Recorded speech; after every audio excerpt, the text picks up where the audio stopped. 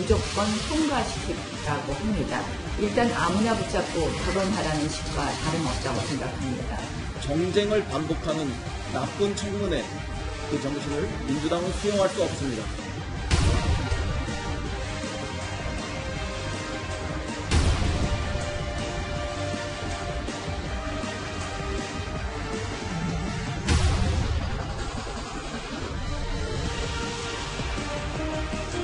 바른미래당의 의총의 열차 출발 시간은 오늘 오후 2시입니다.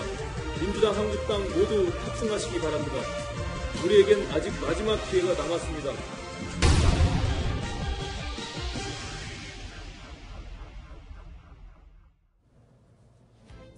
장기간 공전 중인 국회를 정상화하기 위해서 지난 주말 여야 3당 원내대표들이 머리를 맞댔습니다. 하지만 경제청문회가 막판 난제로 떠오르면서 합의는 결국 불발됐습니다.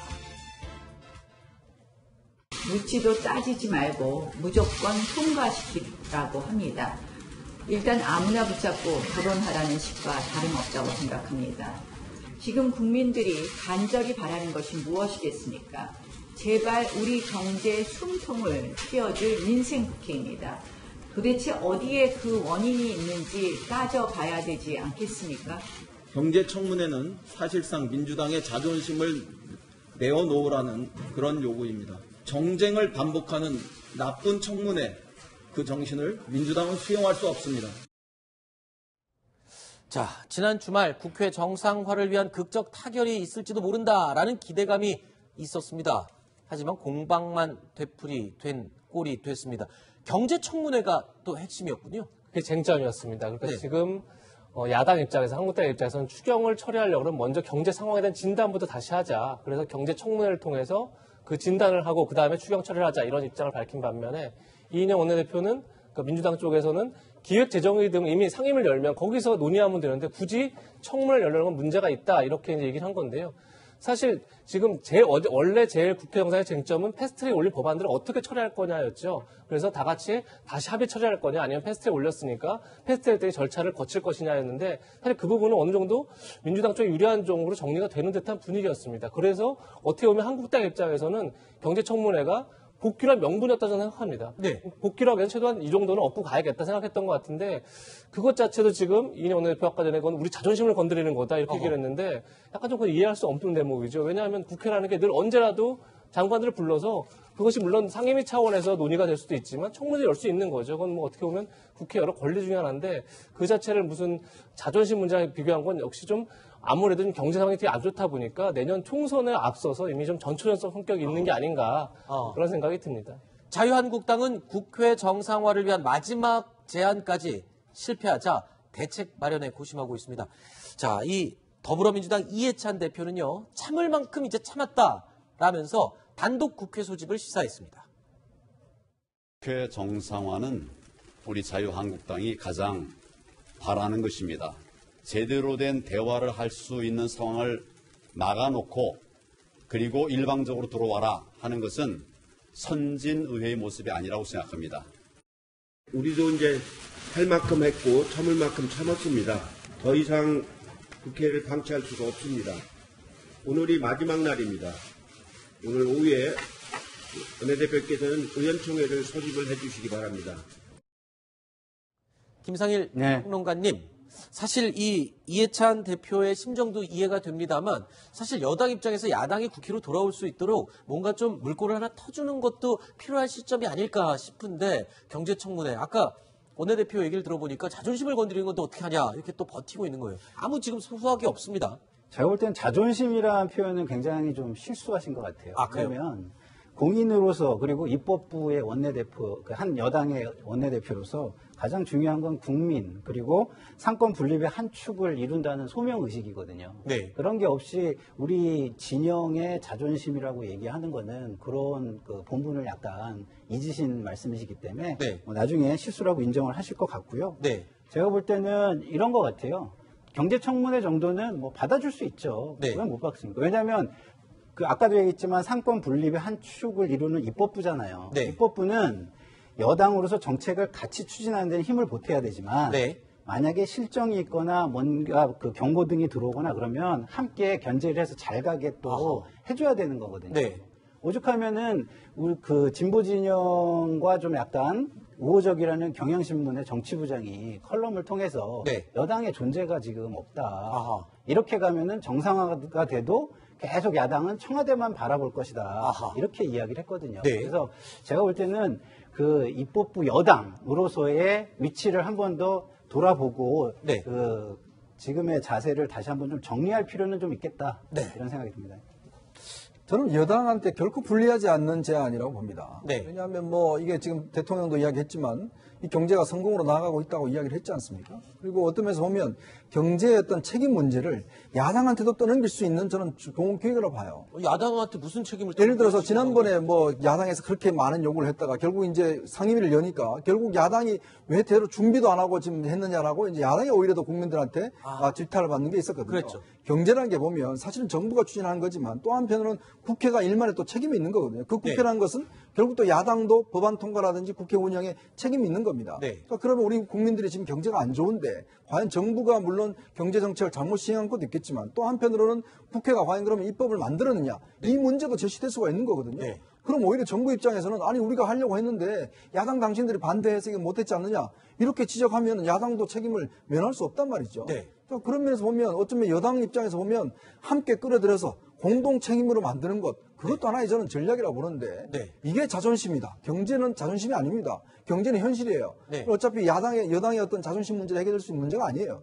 그런 면을 붙여본다면 저는 결코 여당 입장에서 본다면 이 제안은 그렇게 불리하지만 않다. 네. 오히려 적극적으로 생각하면 오히려 야당을 전체로 국정 운영의 파트너로 끌어들일 수 있는 저는 그 방법도 될 수가 있는 것 아닌가 하는 생각도 듭니다. 알겠습니다. 자, 이런 반면에 더불어민주당과 자유한국당 사이에서 중재 역할을 해온 오신환 바른미래당 원내대표는요. 단독으로라도 국회 소집 요구서를 제출하겠다라는 뜻을 재차 밝혔습니다. 가장 답답했던 일은 좀처럼 강경한 태도를 누그러뜨리지 않으며 조건 위에 조건을 얻는 자유한국당의 태도였지만 분위기를 더욱 험악하게 만든 청와대와 민주당의 태도 또한 마찬가지로 이해하기 힘든 일이었습니다. 바른미래당의 의총의 열차 출발 시간은 오늘 오후 2시입니다. 민주당, 한국당 모두 탑승하시기 바랍니다. 이재명 차장. 예. 그러니까 지금 바른미래당 원내대표가 단독 국회를 소집하는데 일단 의석수가 돼야 되는데 지금 어떤 역할을 하겠다는 건가요? 계속 지금 중재자 역할을 해왔었죠. 네. 양쪽으로 오가면서 중재자 역할을 해왔는데 말한 것처럼 한국당은 계속 조건에 조건을 얹고 네. 민주당은 계속 강경하게 안 된다고만 하고 그러다 보니까 중재자 역할의 한계가 왔다 이렇게 본 것 같고요. 네. 그러다 보면 이제 한국당을 빼고 민주당과 바른미래당 그리고 정의당 등 이렇게 평화민주당 등을 해서 같이 해서 일단 국회를 열겠다라는 생각인 것 같습니다. 근데 역시 근데 국회를 열린다 하더라도 이미 상임위 18곳 중에 7곳이 한국당의 위원장입니다. 네. 위원장이 사실상 진행을 안 하면 법안 통과가 안 되는 거죠. 그렇죠. 더욱이나 제일 중요한 추경 통과를 제일 중요한 예결위원장 한국당입니다. 아하. 그리고 법사위원장 한국당입니다. 아하. 결국은 지금 국회 정상을 하더라도 어차피 국회는 제대로 운영될 수 없는 상황입니다. 그럼에도 이제 일단은 국회 단독 국회를 열겠다는 건 결국은 국회 열어놓고 계속 한국당을 압박하겠다 이제 그런 전략으로 그렇게 풀이하면 될 것 같습니다. 자, 이런 가운데 막말 논란을 빚고 있는 한선교 자유한국당 의원이 오늘 건강상의 이유를 들어 돌연 당 사무총장직에서 사퇴했습니다. 그 배경에 관심이 모아지고 있습니다. 자, 이재명 차장. 아니, 지금 사퇴 입장문을 보면은 건강상의 이유가 주된 이유예요. 그런데 일각에서는 진짜 이유는 최근에 있었던 막말 파문 때문에 원래 진작에 물러났어야 됐는데 끌다가 이제서야 물러나는 거 아니냐라고 하거든요. 지금 여러 해석들이 나오고 있죠. 네. 그런데 어쨌든 한선교 사무총장이 지난주부터 당의 공식 회의는 물론이고 실국장의 그런 그 내부 회의도 참석을 거의 안 했다고 하더라고요. 그래서 확실히 그때부터 건강상에 좀 문제가 있는 거 아닌가 이런 소문이 많이 돌아왔다는데 오늘 본인도 뭐 건강상 이유로 사퇴한다 얘기를 했다고 하니 일단 건강이 그렇게 좋지는 않은 것 같습니다. 그리고 다만 이제 아까 말씀하신 것처럼 최근에 막말 파문이 있었고 또 당직자들하고의 불화설이 있었고 그렇죠. 여러 가지 좀 논란이 있었죠. 근데 그것을 이유로 사퇴하기는 오히려 시간이 너무 늦은 거 아니냐. 그래서 시간만 끌다가 오히려 타임을 놓친 거 아니냐 이런 얘기도 나오는데 결국 아마도 이제 한성근 사무총장이 건강상의 문제도 있겠지만 기본 영이 좀 쓰지 않았던 게 아닌가. 네. 당직자들과의 불화설 때문에 어떤 국실 어떤 당 간부들과 네. 기본적으로 이제 원만한 관계가 아니었고 또 당의 의사결정도 어떻게 보면 뭐 추경호 부총장을 중심으로 이렇게 대표와 가까운 쪽에서 많이 결정되다 보니까 본인 소외감도 많이 느낀 게 아닌가 그런 생각이 듭니다. 그렇다면 한선교 사무총장의 사퇴와 관련해서 황교안 대표의 입장은 어떤 것일까요? 들어보시죠. 좀 논의를 많이 했는데 본인의 뜻이 분명해서 수용을 했습니다. 건강상의 이유가 가장 큰 원인인 것으로 알고 있습니다. 김태우 변호사님, 네. 일단 사무총장이 자리를 떠났으니 빨리 후임을 모색해야 할 것이다라고 하는데 국회 내에서 특히 정당 내에서 사무총장의 역할이 굉장히 중요하죠. 원래는 예전에 뭐 민정당 이럴 때 사무총장 정말 중요했죠. 왜냐하면 조직과 자금을 정치 자금을 만지는 게 사무총장이거든요. 그러니까 대표적으로 유명한 사무총장이 저 YS 때 저 당시 신한국당 강삼재 총장이라고 있어요. 네네네. 젊은 사무총장. 엄청난 정치 자금을 움직였다는 뭐 어떤 그런 얘기들도 있고 그랬었는데 지금은 사실은 원내대표에 비해서 조금 위상이 낮아진 건 맞아요. 네. 예전에 사무총장 원내대표보다 원내총무보다 위였거든요. 네네. 그런데 지금 이 타이밍에 자유한국당의 사무총장 그 어느 때보다 중요하죠. 그럼 왜 그러냐? 결국 이제 사무총장이라는 게 뭐 정치 자금이야 뭐 예전처럼 그렇게 관할할 수는 없지만 조직을 관할을 하는 겁니다. 네. 그럼 내년 총선에 공천이 있잖아요. 그러면 공심위를 꾸리면 사무총장은 당연직 위원입니다. 그리고 공심위 하기 전에 또 조강특위를 여는 경우들도 있어요. 조직 정비하기 위해서. 그때도 사무총장이 주도를 합니다. 그렇기 때문에 1년도 남지 않은 총선 정국에서 사무총장의 역할은 어마어마하게 중요한 자리인 거죠. 그러니 결국에 이제 다음 사무총장을 누구로 하느냐가 또 관심이 끌게 되는 겁니다. 자, 이런 가운데 홍문종 자유한국당 의원이 지난 주말 한국당 탈당을 공식 선언해서 또 관심을 끌었죠. 대한민국 대통령 박근혜와 함께 청와대로 입성할 나이 멀지 않았다는 것을 기억하시기 바랍니다. 저는 지금서부터 여러분과 함께 앞장서서 조원진 대표와 함께 그 일에 매진하겠습니다. 박근혜 대통령을 우리 당의 1호당원으로 모시고 다음 총선을 치른다는 것도 여러분에게 다시 한 번 더 약속드립니다. 자, 이현정 의원님. 네. 그러니까 지금 자유한국당 내 강성 친박이죠. 홍문종 의원이 그러니까 대한애국당과 함께 신당을 창당하겠다. 네. 지난 2008년 친박연대의 부활을 지금 예고한 것이다 하는데 어느 정도 영향력을 끼칠 수 있을까요? 뭐 지금 일단 홍문종 의원은 일단 당협위원장이 아니고 네. 아마 본인 입장에서 보면 이제 공천 배제가 거의 확실하기 때문에 또 네. 하나는 지금 뭐 또 본인이 소유하고 있는 학원 관련해서 이제 검찰 수사를 받고 있습니다. 네. 그런 등등의 또 이유가 있었던 것 같고 또 하나는 이제 당시 2008년도 친박연대가 14석을 얻었어요. 지역구 6석 비례대표를 포함해서.